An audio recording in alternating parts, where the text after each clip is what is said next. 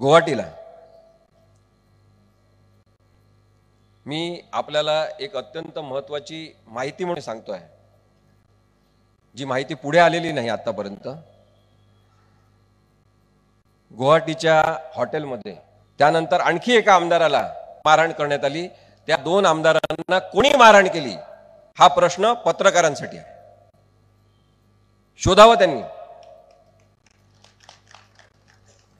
गुवाहाटीमध्ये ज्या हॉटेलमध्ये थांबले होते तेव्हा कोणालाही इतर ग्राहकांना इतर कस्टमरला तिथे परवानगी नव्हती, परंतु स्पाइस जेट आणि इंडिगो या दोन एअर कंपन्यांनी आपले काही रूम्स बुक केलेले होते आधीपासून। त्यांच्याशी त्यांचा वर्षाचा कॉन्ट्रॅक्ट झालेला होता, जिथे वरच्या मजल्यावर काही एअर होस्टेसेस राहत होत्या।